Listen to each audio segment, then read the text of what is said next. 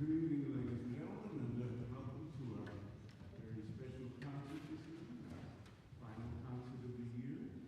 That piece by Mussorgsky was made for an opera that he did and was to sort of illustrate dawn on the river Moskva.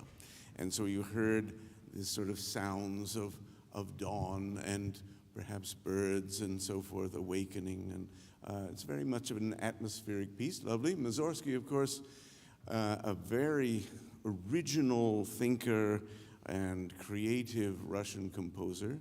one of the five that tried to really give Russian music an identity. And he wasn't always as skilled as some of the Western European composers that we generally play, and so other composers often had to take a hand in his work. For instance, this little piece was orchestrated by Rimsky-Korsakov. I'm sure many of you know the great pictures at an exhibition. A wonderful piece, so inventive and original, but again, bringing that to light in an orchestral guise was a little bit beyond him, and so mostly today that piece is played in an orchestration by the French composer Maurice Ravel, very famous. But the music itself, Mussorgsky, is always quite special to play, I think. Now, coming after Mussorgsky is our next composer, Alexander Scriabin. He was a pianist, and like Mussorgsky, he didn't live very long. This piece was one of his earlier pieces, and it actually made him a fair amount of money, about $10,000 in our terms today, which was quite a bit at the time.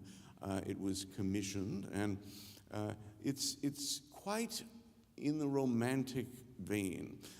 In fact, we're only going to play the third movement for you tonight, but the material, some of the tunes from this last movement come from earlier movements, and so this represents a kind of culmination of the piece.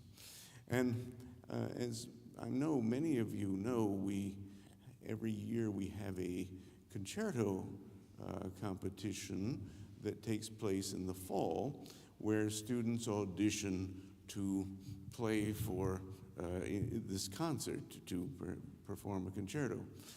It's always a wonderful night, and it illustrates how much talent there is among the students here at Duke. It's always such a pleasure to hear that concert, or it's really not a concert, it seems like one in a way with all the performances, but all those auditions. But this was a particularly difficult year to choose a single soloist.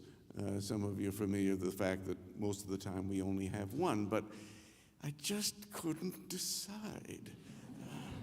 And so I decided that it would be best to showcase two of our students. They're both members of the orchestra.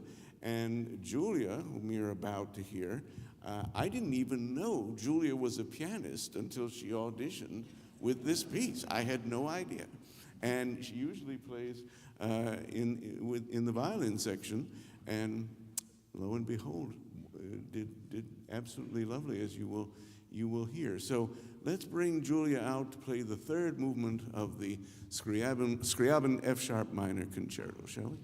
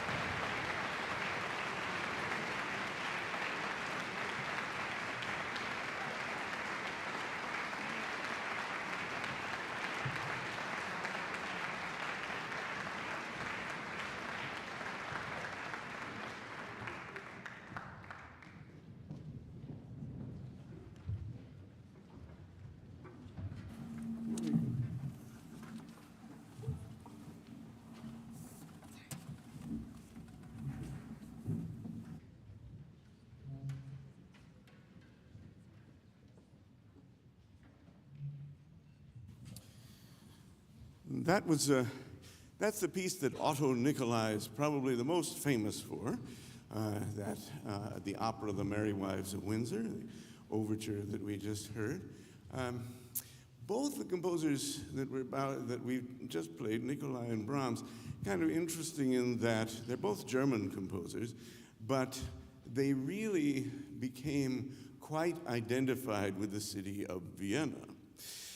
In fact, Otto Nicolai, again, who had a relatively short life, he was one of the founding members, or one of the founders, really, of the Vienna Philharmonic Orchestra in 1840, 1842 in there. And, of course, we know that orchestra very much still in existence, one of the truly great orchestras of the world. And Nicolai had a great hand in that. And before I actually decided we had to have two soloists, I had a completely different program figured out, except for this piece. This was there because, and we had a kind of a Shakespeare theme going, because it just so happens this semester I'm teaching my Shakespeare seminar, which I indeed dearly love, and I thought we'd make a little Shakespeare program, but I couldn't resist having the two soloists, so I had to change it around, but I'm glad we retained Nicolai, and it works very nicely with our next piece by Brahms. Now, Nicolai was born in the same year as Robert Schumann, and of course we know Schumann has a great connection with Brahms as his mentor and a very important figure in his life, really bringing him to public attention. Of course, Brahms was quite worthy of that, being one of the truly great composers that there ever was. Someone who had an astounding mental capacity in writing music, but also wrote music of great feeling and expression. And nothing could be a better example of the wedding of those two things, the intellectual and the emotional, than the great violin concerto, which we're going to hear the first movement of. Brahms worked very closely with a violinist by the name of Joseph Joachim, and they were good friends, and they worked really on this piece together. Brahms originally thought of writing a 4-movement concerto for the violin, and that, of course, brings to mind a symphony, right? And this piece does have a kind of symphonic nature, and the orchestra is, of course, a very important part of how the piece develops. And yet, in the end, it was decided that 3 movements would be sufficient, and indeed, that is the form we have the concerto today. It's a piece of great technical difficulty, but a piece of great musical sophistication and musical integrity. Now, we're very happy to have the other winner of our concerto competition in the fall to play this concerto. He also happens to be, of course, the concertmaster of the Duke Symphony. So let's welcome to the stage, finally, he's going to make an appearance tonight. This is Louis Zhu.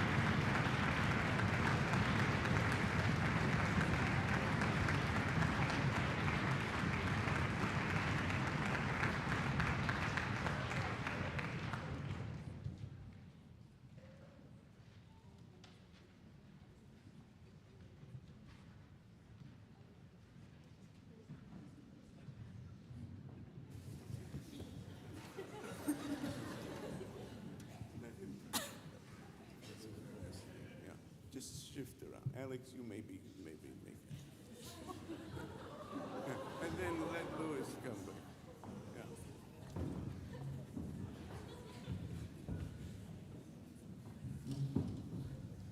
Yeah. After all that work, you deserve to come back up here. That's...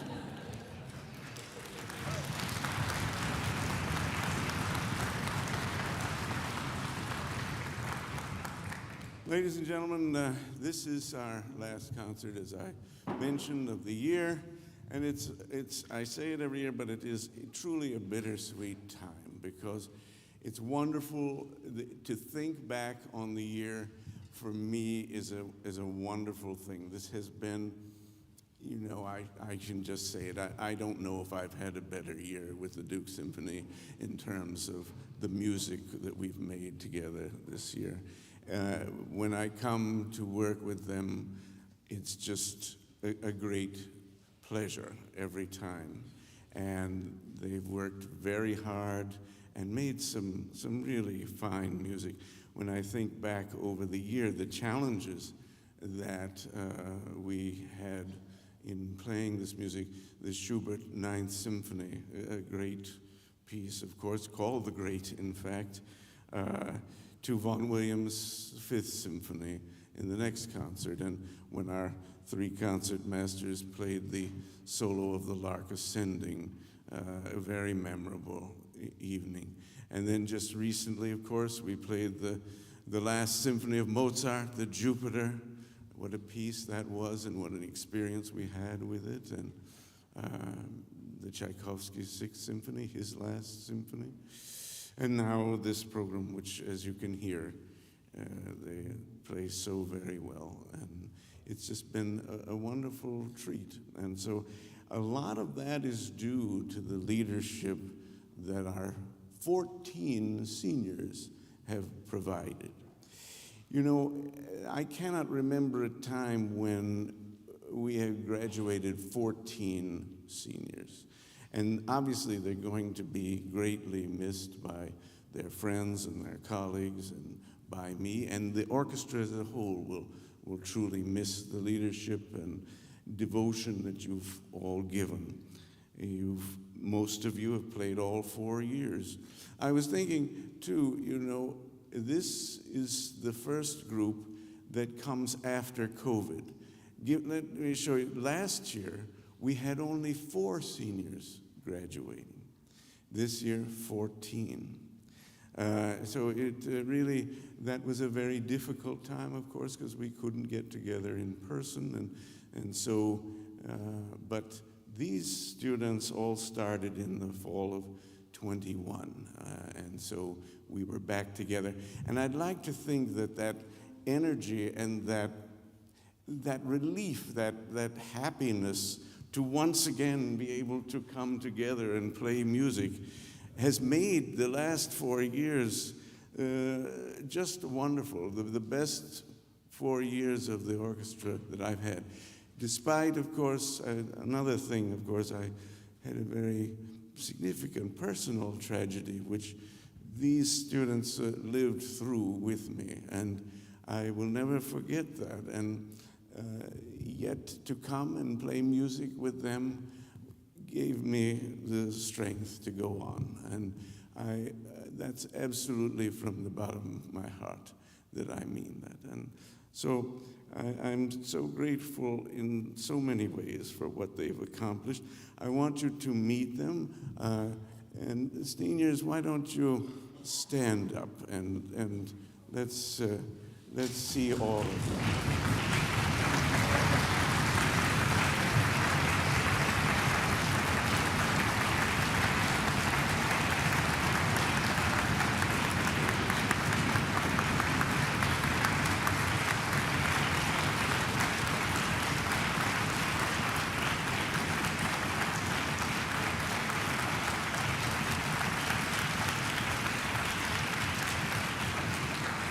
Let me just tell you a little bit about each of them, just briefly here, because there are 14 of them, and I know we don't want to keep you too long, but you need to know that Matthew here. Matthew has been with us all 4 years. The people that some are not necessarily section leaders, but they play in the sections, and Matthew has been as devoted a player as you can imagine. He's been here all the 4 years and contributed greatly, and we thank you, Matthew, for your dedication, and we wish you well.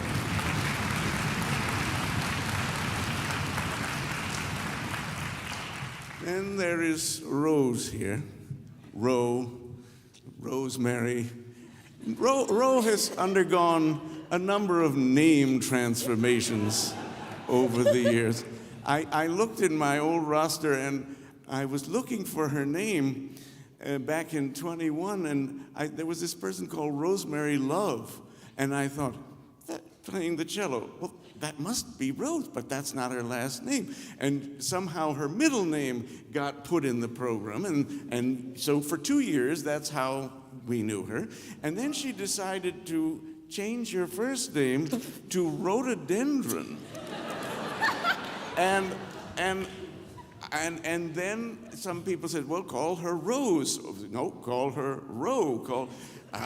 So to me, she's always been Ro. And I tell you, I will miss Ro. Ro has a unique, irrepressible spirit, unique, and she brings, great joy to every rehearsal. So I will miss you, Ro.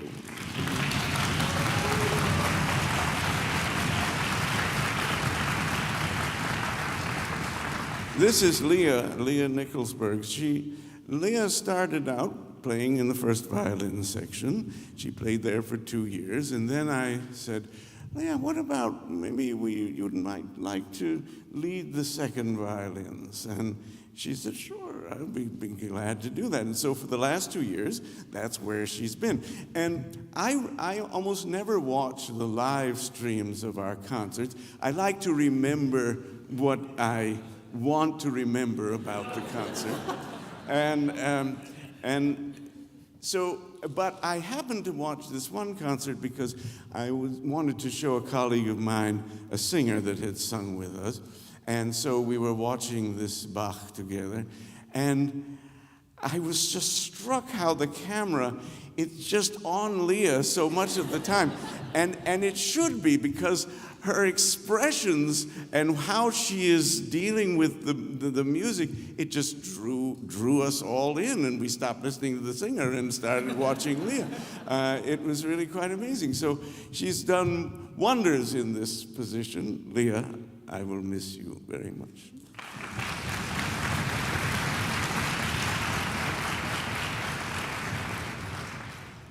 So here we have this trio of violinists here.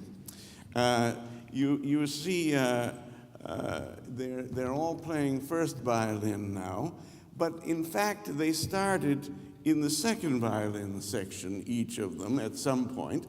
Or actually, John, you started in the first violin section, then I moved you over there, now you're back. That's right, I remember now, that's what we did there. But Ben Underwood played very dutifully in the second violin section for several years, and then I thought might be very nice he'd like to play first violin for these last years, and he's done so well over there. And again, like I told you about Julia, I had no idea she played the piano. Likewise, when Hannah auditioned for the concerto competition, I'll get to her in a minute, here comes Ben playing the accompaniment of the Beethoven for her. And who knew, And the talents of the students always astound me. And Ben was on the executive committee for a while too, Ben. So thank you for your great dedication and being in the orchestra.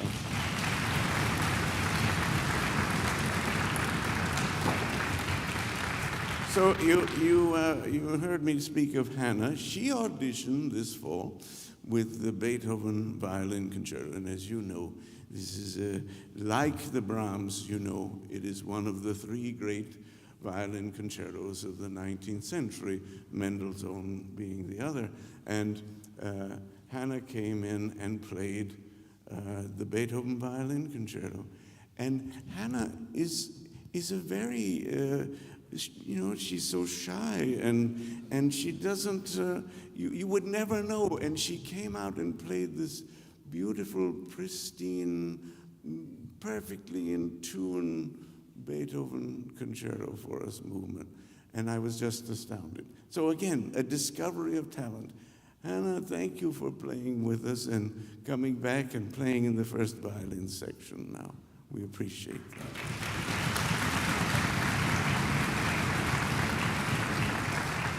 Now, John, as I say, he's kind of gone back and forth, and that is, I appreciate when students are willing to move where the orchestra needs them, because this is of course something. This is a combined effort. We depend on each other. Everybody makes a difference. And so to do that, John, we appreciate that. John was also in my seminar this fall, and it was a pleasure to get to know him in that context. And I was talking to Hsiao-mei, and she said, well, finally you're going to put him back in the first violin section, and there he is. So, John, thank you very much.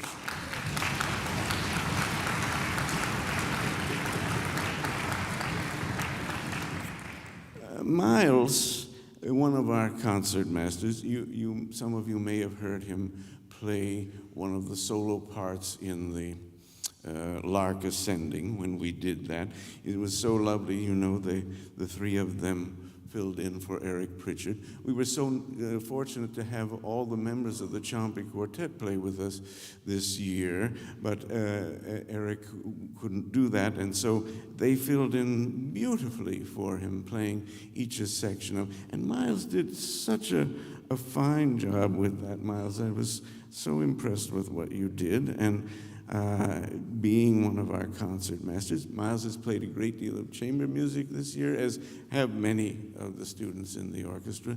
And Miles, we wish you all the best, and thank you for your devotion to the orchestra.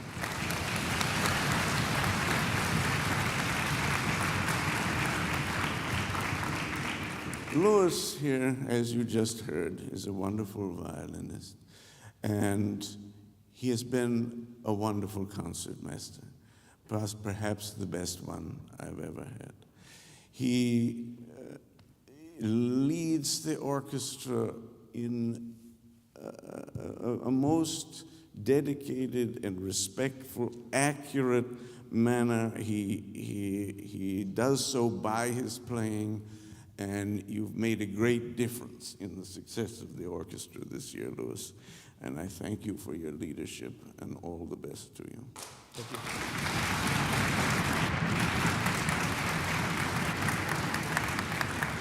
And we must never forget two sections here, which are the soul of the orchestra, the foundation and the soul of the orchestra, the violas.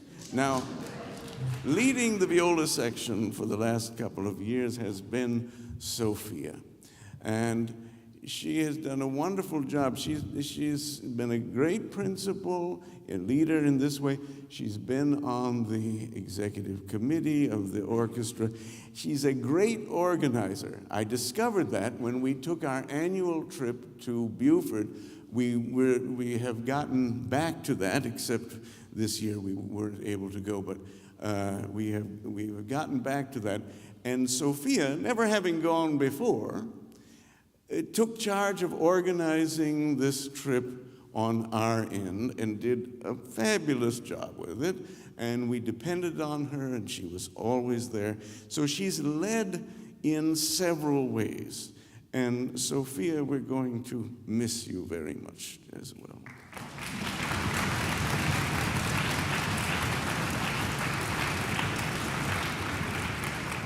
Now, foundation, you see, Dave over there, our principal bass, and you see that Dave is a nice tall gentleman and can play the bass in an appropriate way. And Dave has done a great job, you know. He's been also he's one of the presidents of the co-presidents of the executive committee, and so he's done a great deal for the orchestra and its morale and its, community spirit, and I appreciate that. And also, I always press Dave into service as well. You know, I work with the youngsters in the string school, the youth symphony, and so sometimes they need a little propping up, and Dave has always been so wonderful to come and play with us when we need it. And a member of my seminar as well. Dave, I'm going to miss you. Thank you.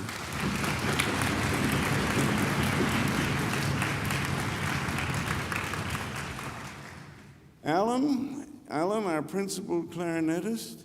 Alan played the second clarinet for a while, but of course he was eminently qualified to take over the role of the principal. And when I think back to his many solos, the one that I probably will remember the most is the Tchaikovsky Sixth, when I kept asking you to play softer and softer and softer. And I made it impossible for Andrew, but you did such a wonderful job with that, Alan. I will always remember. And we wish you very well. Thank you for being a leader in our wind section all these years. Appreciate it.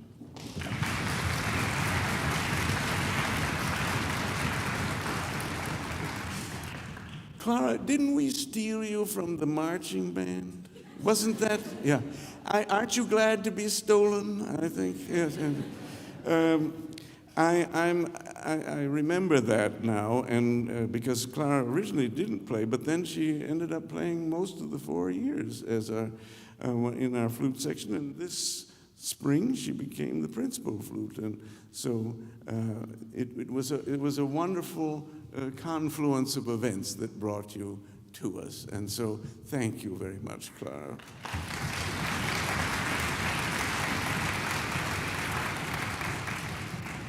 I'm so glad that our last concert had a harp part, because then you got to meet our wonderful harpist. This is Melody. Melody is a wonderful musician, a fine player. She just gave a wonderful recital here, and she played a number of very difficult things with us.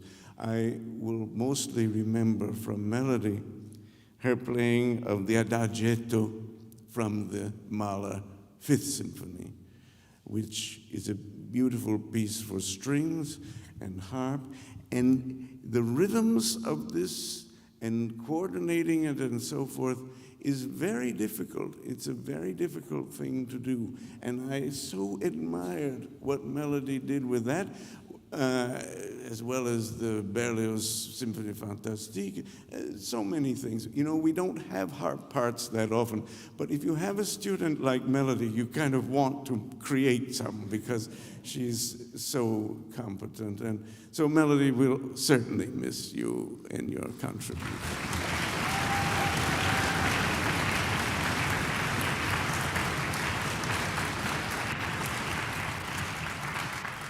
And last but not least, we have Carlos Montes.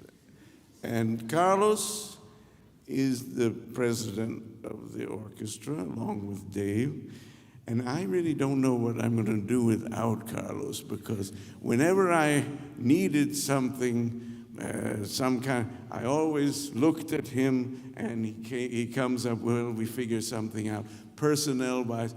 He's done so much to bring the orchestra together as a unit, you know, organizing so many things with Dave and creating the atmosphere. You know, I conduct a number of different groups, and when you go to have a break with the orchestra, many times what happens is everything, you know, we stop playing, so everything goes silent. and there's no noise because everybody's looking at their phone. Not this orchestra.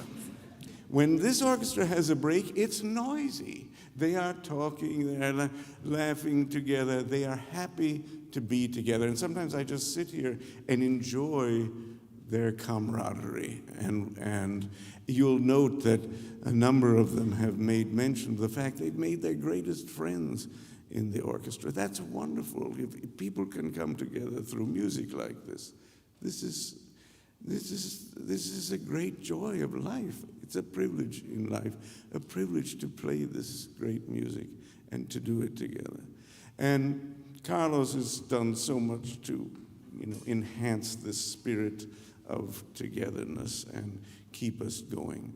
So, Carlos, I'm sure you have a brilliant future ahead of you, but we're going to miss you very much.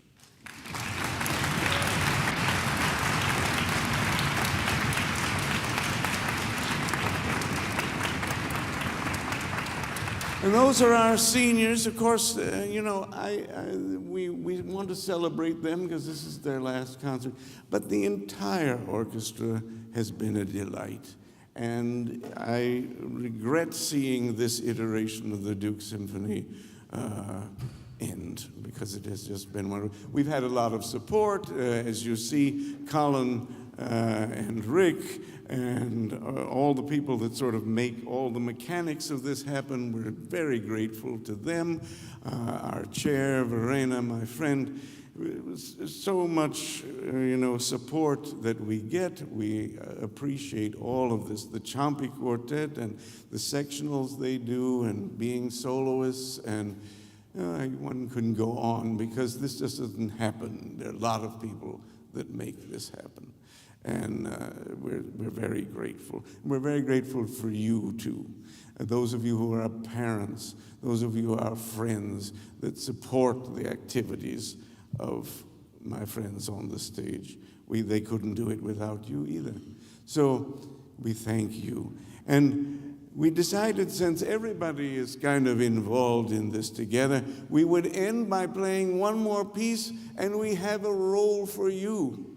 And we're taking a book out of that very same Vienna Philharmonic that I mentioned to you earlier, and we're going to conclude our season now with a special piece that we always love to play, and they've played a number of times, and we couldn't end without it. So let's see what we do here. All right? I forgot. There's a reception. I always forget. The reception is over in Biddle after the concert. Please join us.